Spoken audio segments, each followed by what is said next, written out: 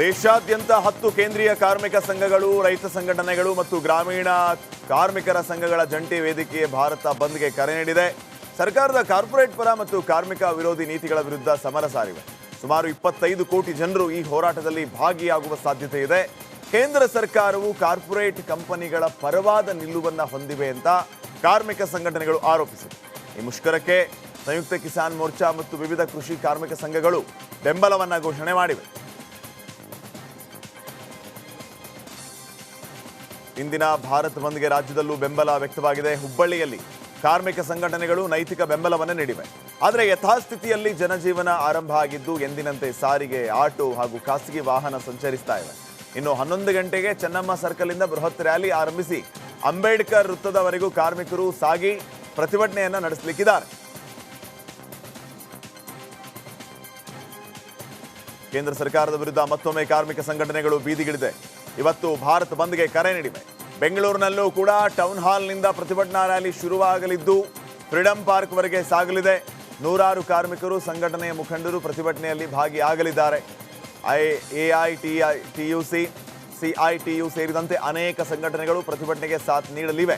ಆದರೆ ಟೌನ್ ಹಾಲ್ನಿಂದ ಪ್ರತಿಭಟನಾ ರ್ಯಾಲಿಗೆ ಅನುಮತಿ ಸಿಕ್ಕಿಲ್ಲ.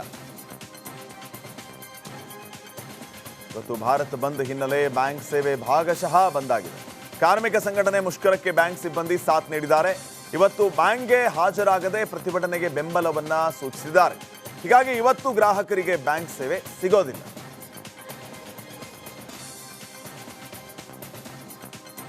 ಇನ್ನು ಕಾರ್ಮಿಕ ಪ್ರತಿಭಟನೆ ಟೌನ್ ಹಾಲ್ನಲ್ಲಿ ಅಥವಾ ಫ್ರೀಡಂ ಪಾರ್ಕ್ನಲ್ಲಿ ಅನ್ನೋ ಗೊಂದಲ ಎದುರಾಗಿದೆ.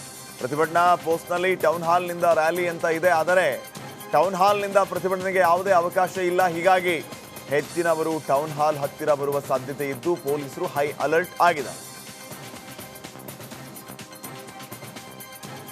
ಕೇಂದ್ರ ಸರ್ಕಾರದ ವಿರುದ್ಧ ದೇಶವ್ಯಾಪಿ ಕಾರ್ಮಿಕ ಸಂಘಟನೆಗಳು ಬೀದಿಗಿಳಿದಿವೆ. ಬಿಹಾರ್ ಜಹಾನಾಬಾದ್ನಲ್ಲೂ ಕೂಡ ನೂರಾರು ಕಾರ್ಮಿಕರು ರೈಲು ತಡೆದು ಆಕ್ರೋಶವನ್ನು ವ್ಯಕ್ತಪಡಿಸಿದ್ದಾರೆ. ತಕ್ಷಣ ಎಚ್ಚೆತ್ತಂತ ಸ್ಥಳೀಯ ಪೊಲೀಸರು ಕಾರ್ಮಿಕರನ್ನ ವಶಕ್ಕೆ ಪಡೆದಿದ್ದಾರೆ.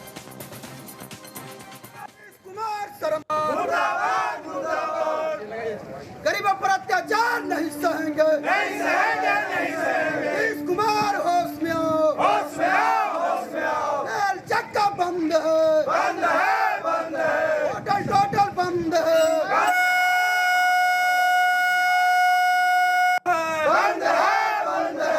टोटल टोटल बंद है, बंद है, बंद है। नीतीश कुमार मुर्दाबाद, मुर्दाबाद, मुर्दाबाद, मुर्दाबाद। लालू राबड़ी नहीं चलेगी, नहीं चलेगी। हिटलरशाही नहीं चलेगी, नहीं चलेगी, नहीं चलेगी। मोदी मुर्दाबाद, लालू राबड़ी जिंदाबाद, जिंदाबाद, जिंदाबाद। फिर देश भी जिंदाबाद, जिंदाबाद, जिंदाबाद। हिटलरशाही नहीं चलेगी, नहीं चलेगी। ಇನ್ನು ಕೇಂದ್ರ ಸರ್ಕಾರದ ವಿರುದ್ಧ ಪ್ರತಿಭಟನೆಗಳು ಜೋರಾಗಿ ನಡೀತಾ ಇವೆ. ರಾಜ್ಯದಲ್ಲಿ 10ಕ್ಕೂ ಹೆಚ್ಚು ಕಾರ್ಮಿಕ ಸಂಘಟನೆಗಳು ಭಾರತ್ ಬಂದ್ಗೆ ಬೆಂಬಲವನ್ನ ಸೂಚಿಸಿವೆ. ಇನ್ನು ಹಲವು ಕಡೆ ಟೈರ್ಗೆ ಬೆಂಕಿ ಹಾಕಿ ಆಕ್ರೋಶವನ್ನ ವ್ಯಕ್ತಪಡಿಸಿದ್ದಾರೆ. ರಸ್ತೆಗಿಳಿದ ಪ್ರತಿಭಟನೆಗಾರರನ್ನ ವಶಕ್ಕೆ ಪಡೆಯೋದಕ್ಕೆ ಪೊಲೀಸರು ಹರಸಾಹಸವನ್ನೇ ಪಟ್ಟಿದ್ದಾರೆ.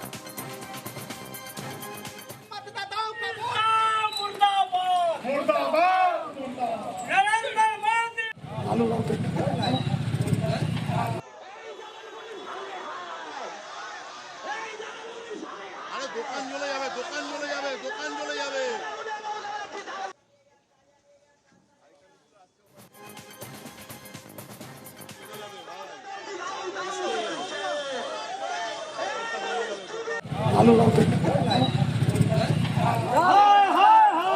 নীতিশ কুমার মুর্দাবাদ,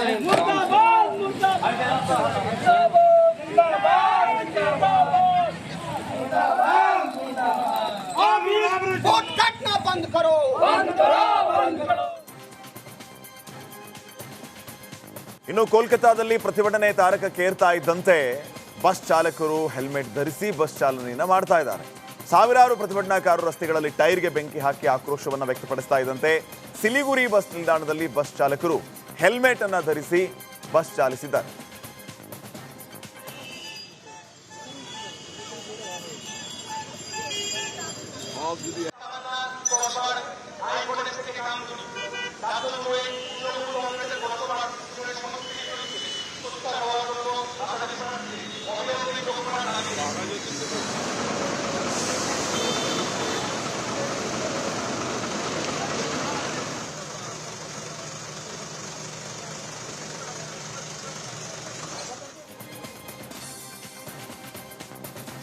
ಒಡಿಶಾದ ಭುವನೇಶ್ವರದಲ್ಲಿ ಕಾರ್ಮಿಕರ ಪ್ರತಿಭಟನೆ ಕಿಚ್ಚು ಧಗಧಗಿಸ್ತಾ ಇದೆ. ಕೇಂದ್ರ ಸರ್ಕಾರದ ನಿರ್ಧಾರದ ವಿರುದ್ಧದ ಭಾರತ್ ಬಂದ್ಗೆ ಬೆಂಬಲ ನೀಡಿ ನೂರಾರು ಮಂದಿ ರಸ್ತೆಗೆ ಇಳಿದಿದ್ದಾರೆ. ಭುವನೇಶ್ವರದಲ್ಲಿ ರಾಷ್ಟ್ರೀಯ ಹೆದ್ದಾರಿಯಲ್ಲಿ ಸೆಂಟರ್ ಆಫ್ ಇಂಡಿಯನ್ ಟ್ರೇಡ್ ಯೂನಿಯನ್ನಿಂದ ಪ್ರತಿಭಟನೆ ನಡೆಸಲಾಯಿತು. ಈ ವೇಳೆ ನೂರಾರು ಲಾರಿಗಳು ಲಾಕ್ ಆಗಿ ಚಾಲಕರು ಹೈರಾಣಾದರು.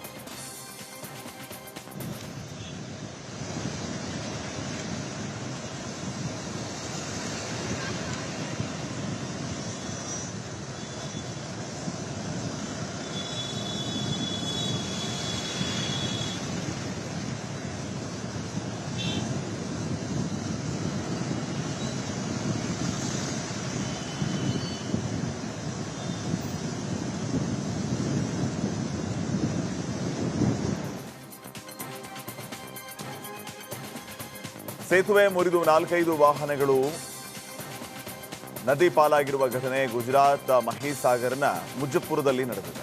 ವಾಹನಗಳು ಸಾಗ್ತಾ ಇದ್ದಾಗಲೇ ಗಂಭೀರ ಸೇತುವೆ ಮುರಿದು ಈ ರೀತಿಯ ಅವಾಂತರ ಸೃಷ್ಟಿಯಾಗಿದೆ. ಪರಿಣಾಮ 2 ಟ್ರಕ್ಗಳು, 1 ಪಿಕಪ್ ವ್ಯಾನ್ ನದಿ ಪಾಲಾಗಿದೆ. 1985ರಲ್ಲಿ ಸೌರಾಷ್ಟ್ರ ಭಾಗಕ್ಕೆ ಸಂಪರ್ಕ ಕಲ್ಪಿಸುವುದಕ್ಕೆ ಈ ಗಂಭೀರ ಸೇತುವೆ ನಿರ್ಮಾಣ ಮಾಡಲಾಗಿತ್ತು. ಈ ಮೊದಲೇ ದುಸ್ಥಿತಿಯಲ್ಲಿದ್ದಂತಹ ಸೇತುವೆ ವಾಹನಗಳು ಚಲಿಸುವಾಗ ಭಾರೀ ವೈಬ್ರೇಷನ್ ಅನುಭವಕ್ಕೆ ಬರ್ತಾ ಇತ್ತು. ಸುಮಾರು 1.5 ಕಿಲೋಮೀಟರ್ ಉದ್ದದ ಸೇತುವೆ ನಡುವೆ ಭಾರೀ ಗ್ಯಾಪ್ ಕಾಣಿಸಿಕೊಂಡಿತ್ತು. ಆದರೂ ಅಧಿಕಾರಿಗಳು ಎಚ್ಚೆತ್ತುಕೊಳ್ಳದೇ ಇರೋದ್ರಿಂದ ಇಂಥ ಅವಘಡ ಸಂಭವಿಸಿದೆ ಅಂತ ಹೇಳಲಾಗ್ತಾ ಇದೆ.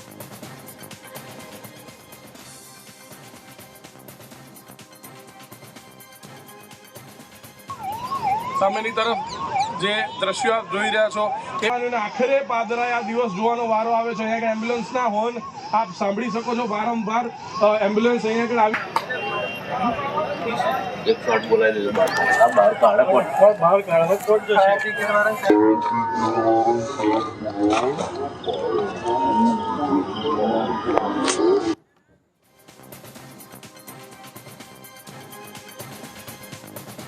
ರಾಜ್ಯದಲ್ಲಿ ಎನ್ಐಎ ಅಧಿಕಾರಿಗಳು ಕಾರ್ಯಾಚರಣೆಗೆ ಇಳಿದಿದ್ದು 3 ಶಂಕಿತ ಉಗ್ರರನ್ನು ಅರೆಸ್ಟ್ ಮಾಡಿದ್ದಾರೆ.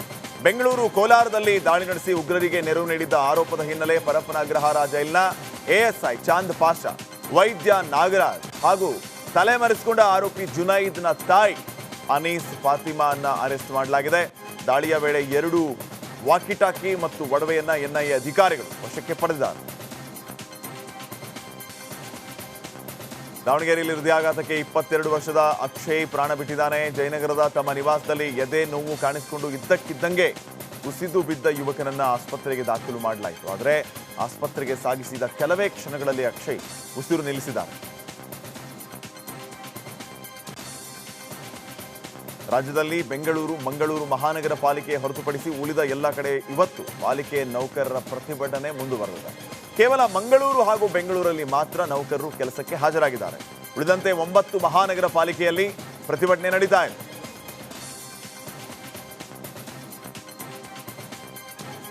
ಸೆಪ್ಟೆಂಬರ್ ಕ್ರಾಂತಿ ರಾಜ್ಯ ಕಾಂಗ್ರೆಸ್ ಪಾಳೆಯದಲ್ಲಿ ಭಾರಿ ಹಲ್ಚಲನ್ನ ಎಬ್ಬಿಸಿದೆ. ಸಿಎಂ ಕುರ್ಚಿಗಾಗಿ ಫೈಟ್ ನಡೆಯುತ್ತಲೇ ಇದೆ. ಈ ನಡುವೆ ಈಗಾಗಲೇ ಡಿಸಿಎಂ ಡಿಕೆ ಶಿವಕುಮಾರ್ ದೆಹಲಿಯಲ್ಲಿ ಬೀಡು ಬಿಟ್ಟಿದ್ದಾರೆ. ಇವತ್ತು ಸಿಎಂ ಸಿದ್ದರಾಮಯ್ಯ ಅವರು ಕೂಡ ದೆಹಲಿಗೆ ಪ್ರಯಾಣ ಬೆಳೆಸಲಿಕ್ಕಿದ್ದಾರೆ. ಇವರಿಬ್ಬರ ದೆಹಲಿ ಭೇಟಿ ರಾಜ್ಯ ರಾಜಕಾರಣದಲ್ಲಿ ಭಾರಿ ಕುತೂಹಲಕ್ಕೆ ಕಾರಣವಾಗಿದೆ.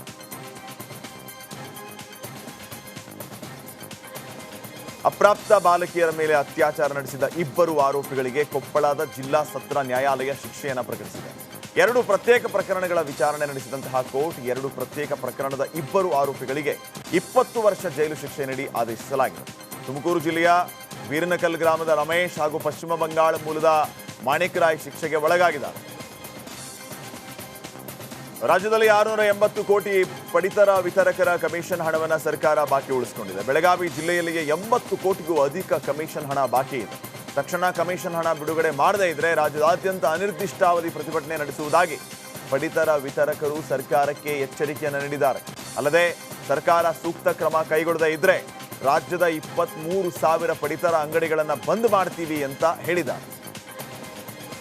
ಸರ್ ನಮ್ಗೆ ರೇಷನ್ ಅಂಗಡಿ ಬಂದು 4 ಸಲ ಬಂದು ಹೊಂಟಿವ್ರಿ. ನಾವ್ರಿ ಮತ್ತು ಗೌಂಡಿ ಕೆಲಸ ಮಾಡಿ ದುಡಿಯೋರ್ನವ್ರಿ ಮತ್ತು ಪ್ರತಿ ತಿಂಗಳು 5 ತಾರೀಕಿಗೆ ಬರ್ತಿತ್ತು ಈತ ತಿಂಗಳು ಮುಗಿಯಾಕೆ ಬಂತು 200 ಗಂಟೆ ರೇಷನ್ ಕೊಟ್ಟಿಲ್ಲ ನಾವು ಹೊಟ್ಟಿಗೆ ಮಾಡೋಣ್ರಿ ಸರ ಪ್ರತಿ ತಿಂಗಳು ಹಿಂಗೆ ಆಗತ್ತದ್ರಿ ಒಂದು ತಿಂಗಳು ಸರಿಯಾಗಿ ಕೊಡ್ತಾರೆ ಒಂದು ತಿಂಗಳು ಹಿಂಗೆ ಆಗತ್ತೈತ್ರಿ ಮತ್ತು ಸರಿಯಾಗಿ ಸರ್ಕಾರದವ್ರು ಗೃಹಲಕ್ಷ್ಮಿ ಆಗ್ತಾ ಅಂತಾರೆ ನಮ್ಮ ಹೆಂಡತಿ ಪಗಾರ ಬಂದು ಹೊರ ರೇಷನ್ ತೊಗೊಂತಿಂತ ಅದು ಬರಾಕ್ತಾರಿಲ್ರಿ ಮತ್ತು ಇಲ್ಲಿ ಅಕ್ಕಿ ನೋಡ್ರೆ ಇನ್ನು ಮಟ್ಟ ಬರಾಕ್ತಾರಿಲ್ರಿ ಮತ್ತು ಲಾಸ್ಟಾಗಿ ಕೊಡ್ತಾರೆ ಸರ್ವರ್ ಇರಂಗಿಲ್ಲ ರೀ ಸರ್ವರ್ ಬಿಜಿ ಬರ್ತೈತೆ ರೀ 4 ಸಲ ಬಂದ್ರೆ ನಮಗೆ ಪೆಟ್ರೋಲ್ ಹೋದ್ರಿ 200 ರೂಪಾಯಿ ಇದ್ರಿ ಅದನ್ನ ಯಾರು ಕೊಡ್ತಾರೆ. ರಾಜ್ಯದಲ್ಲಿ ಬಾಲ್ಯ ವಿವಾಹವನ್ನ ತಡೆಯುವ ನಿಟ್ಟಿನಲ್ಲಿ ರಾಜ್ಯ ಸರ್ಕಾರ ಮಹತ್ವದ ಹೆಜ್ಜೆಯನ್ನ ಇಟ್ಟಿದೆ. ಬಾಲ್ಯ ವಿವಾಹ ತಡೆ ಕಾಯ್ದೆಗೆ ತಿದ್ದುಪಡಿ ತಂದಿದ್ದು 18 ವರ್ಷದೊಳಗಿನ ಮಕ್ಕಳಿಗೆ ಎಂಗೇಜ್ಮೆಂಟ್ ಮಾಡಿದರೂ ಅಪರಾಧ ಅಂತ ಪರಿಗಣಿಸಲಾಗಿದೆ. ಅಲ್ಲದೆ ಮದುವೆ ನಿಶ್ಚಯ ಮಾಡಿಕೊಳ್ಳುವುದಕ್ಕೆ ಎಂಗೇಜ್ಮೆಂಟ್ ಮಾಡಿಕೊಳ್ತಾ ಇದ್ದ ಪೋಷಕರನ್ನ ಬಂಧಿಸುವುದಕ್ಕೆ ನಿರ್ಧಾರ ಮಾಡಲಾಗಿದೆ. ಬಾಲ್ಯ ವಿವಾಹಕ್ಕೆ ಪ್ರಯತ್ನಿಸೋದು, ಮಗುವಿನ ನಿಶ್ಚಿತಾರ್ಥ ಮಾಡಿಕೊಳ್ಳಲು ಪ್ರಯತ್ನಿಸುವುದು ಶಿಕ್ಷಾರ್ಹ ಅಪರಾಧವಾಗುತ್ತೆ. ಈ ಕುರಿತು ಮಾನಿಟರಿಂಗ್ ಮಾಡೋದಕ್ಕೆ ಜಿಲ್ಲಾಧಿಕಾರಿಗಳಿಗೆ ಸರ್ಕಾರ ಸೂಚನೆಯನ್ನ ನೀಡಲಿದೆ. ಬೆಳಗಾವಿಯಲ್ಲಿ ರಸ್ತೆ ಗುಂಡಿಗಳು ಬಲಿಗಾಗಿ ಕಾದು ಕುಳಿತಿವೆ. ನಂದಿಗಡ ರಸ್ತೆ ಬಗ್ಗೆ ಸಾರ್ವಜನಿಕರು ರೀಲ್ಸ್ ಮಾಡಿ ಆಕ್ರೋಶವನ್ನು ಹೊರಹಾಕಿದ್ದಾರೆ. ಪಶ್ಚಿಮ ಘಟ್ಟದಲ್ಲಿ ಮಳೆರಾಯನ ಆರ್ಭಟಕ್ಕೆ ರಸ್ತೆಯಲ್ಲಿ ಗುಂಡಿಗಳು ಬಿದ್ದು ಅವಾಂತರ ಸೃಷ್ಟಿಯಾಗಿದೆ.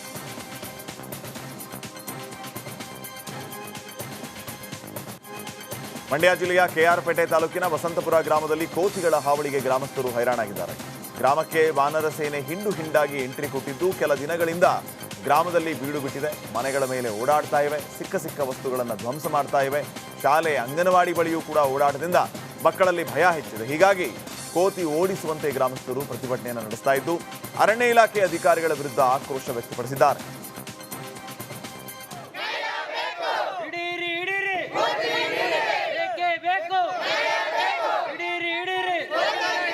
ಕೋತಿಗಳಿಂದ ತುಂಬಾ ಕಾಟ ಬರ್ತಿದೆ. ಶಾಲೆಗೆ ಮತ್ತೆ ಅಂಗನವಾಡಿಗಳಿಗೆ ಮಕ್ಕಳು ಬಂದ್ರೆ ಅವರು ಮುಂದೆ ನಿಂತ್ಕೊಂಡು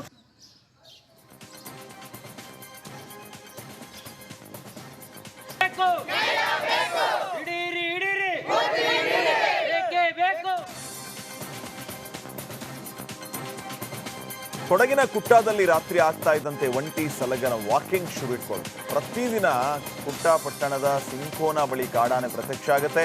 ಸುತ್ತಮುತ್ತಲಿನ ತೋಟಗಳನ್ನು ಧ್ವಂಸ ಮಾಡುತ್ತೆ. ಆದರೆ ಜನತೆಗೆ ಯಾವುದೇ ತೊಂದರೆ ನೀಡಲ್ಲ ಅಂತ ಗೊತ್ತಾಗಿದೆ.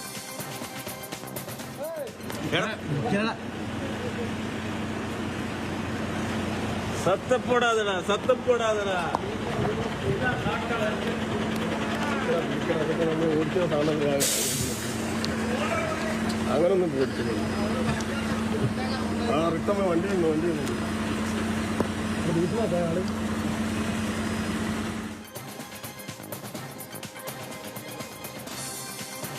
ಬೆಳಗಾವಿಯಲ್ಲಿ ಜೋಡು ಕುದುರೆ ಓಡಿಸುವ ಸ್ಪರ್ಧೆ ಜನಮನ ಸೆಳೆದಿದೆ. ಗೋಕಾಕ್ ಮಹಾಲಕ್ಷ್ಮೀ ದೇವಿ ಜಾತ್ರಾ ಮಹೋತ್ಸವದಲ್ಲಿ ಜೋಡು ಕುದುರೆ ಸ್ಪರ್ಧೆ ನಡೆಯಿತು. ಗೋಕಾಕ್ ಪಟ್ಟಣದಿಂದ ದುಂಡಾನಟ್ಟಿ ಗ್ರಾಮದವರೆಗೆ ಜೋಡು ಕುದುರೆಗಳ ಸ್ಪರ್ಧೆ ನಡೆದಿದ್ದು ಕುದುರೆ ಓಟ ಕಂಡು ಜನರು ಖುಷಿಯಾದರು.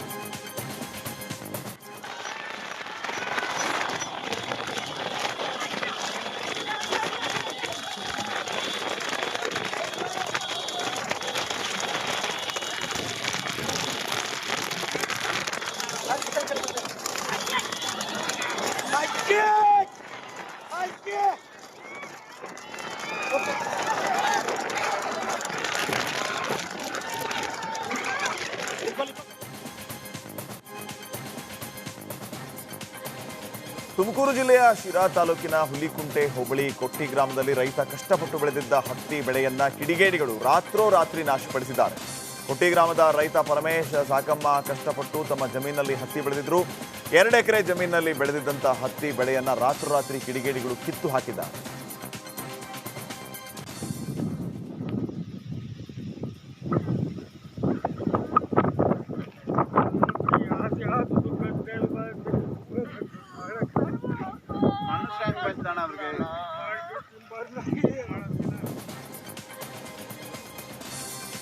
ಭಾರೀ ಮಳೆಗೆ ತುಂಬಿದ ಬನವಾಸಿಯ ಗುಡ್ಡಾಪುರ ಕೆರೆಗೆ ಶಾಸಕ ಶಿವರಾಮ್ ಹೆಬ್ಬಾರ್ ಬಾಗೀನ ಅರ್ಪಿಸಿದ್ದಾರೆ. ಕೆರೆಗೆ ಗಂಗೆ ಪೂಜೆಯನ್ನು ನೆರವೇರಿಸಿ ಬಾಗೀನವನ್ನು ಅರ್ಪಿಸಿ ಪೂಜೆಯನ್ನು ಸಲ್ಲಿಸಿದರು. ಈ ವೇಳೆ ಸ್ಥಳೀಯ ಗ್ರಾಮ ಪಂಚಾಯತ್ ಸದಸ್ಯರು, ಮುಖಂಡರು ಭಾಗಿಯಾಗಿದ್ದರು.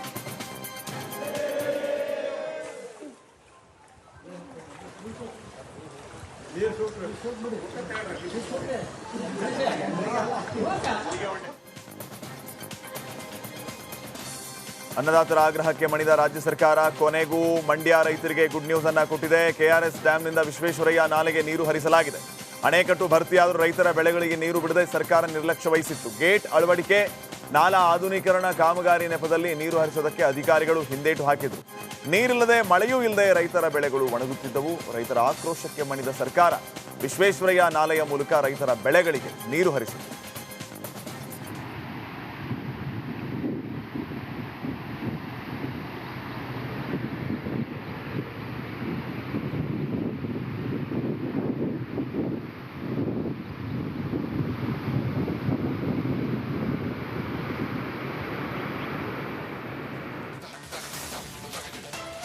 ಪ್ರಧಾನಿ ಮೋದಿ ಬ್ರೆಜಿಲ್ ಪ್ರವಾಸದಲ್ಲಿ ಭಾರತೀಯ ವಲಸಿಗರು ಶಾಸ್ತ್ರೀಯ ಸಂಗೀತದ ಮೂಲಕ ಸ್ವಾಗತ ಮಾಡಿದ್ದಾರೆ. ಬ್ರೆಸಿಲಿಯಾದ ಅಲ್ವೊರಾಡಾ ಅರಮನೆಗೆ ನಮೋ ಆಗಮಿಸ್ತಾ ಇದ್ದಂತೆ ಭಾರತೀಯ ಶಾಸ್ತ್ರೀಯ ಸಂಗೀತದೊಂದಿಗೆ ಸ್ವಾಗತಿಸಲಾಯಿತು. ಈ ವೇಳೆ ಬ್ರೆಜಿಲ್ ಅಧ್ಯಕ್ಷ ಲುಲಾ ಡ ಸಿಲ್ವಾ ಕೂಡ ಪ್ರಧಾನಿ ಮೋದಿ ಅವರನ್ನ ಬರಮಾಡಿಕೊಂಡರು. 5 ರಾಷ್ಟ್ರಗಳ ಪ್ರವಾಸದಲ್ಲಿರುವಂತಹ ಪ್ರಧಾನಿ ನರೇಂದ್ರ ಮೋದಿಗೆ ಮತ್ತೊಂದು ಅಂತಾರಾಷ್ಟ್ರೀಯ ಪ್ರಶಸ್ತಿ ಲಭಿಸಿದೆ. ಬ್ರಿಕ್ಸ್ ಸಭೆಗಾಗಿ ಬ್ರೆಜಿಲ್ಗೆ ಭೇಟಿ ನೀಡಿದಂತಹ ಪ್ರಧಾನಿಗೆ ಬ್ರೆಜಿಲ್ನ ಅತ್ಯುನ್ನತ ನಾಗರಿಕ ಪ್ರಶಸ್ತಿ Grand Collar of the National Order of the Southern Cross ಅನ್ನು ಪ್ರದಾನ ಮಾಡಲಾಗಿದೆ. ಈ ಮೂಲಕ ಪ್ರಧಾನಿ ಮೋದಿ ಅವರಿಗೆ ಲಭಿಸಿರುವ 26ನೇ ಅಂತಾರಾಷ್ಟ್ರೀಯ ಗೌರವ ಇದಾಗಿದೆ.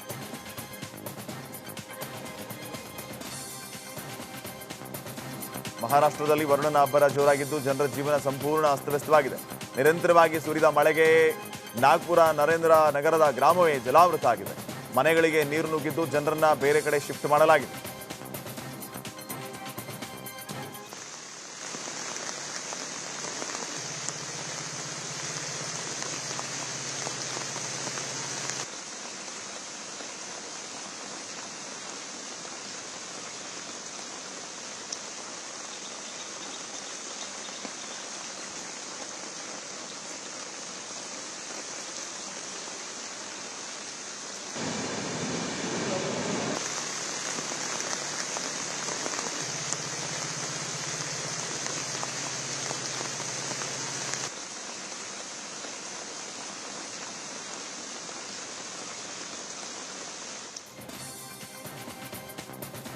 ಇನ್ನು ಛತ್ತೀಸ್ಗಢದ ಜಗದಲ್ಪುರದಲ್ಲಿ ಮಳೆಯ ಆರ್ಭಟ ಜೋರಾಗಿದ್ದು ನದಿಗಳು ಉಕ್ಕಿ ಹರಿತಾ ಇವೆ. ಇನ್ನು ಚಿತ್ರಕೂಟ್ ಫಾಲ್ಸ್ ಕೂಡ ಧುಮುಕಿ ಹರಿತಾ ಇದ್ದು ಪ್ರವಾಸಿಗರನ್ನ ಕಣ್ಮನ ಸೆಳೀತಾ ಇದೆ.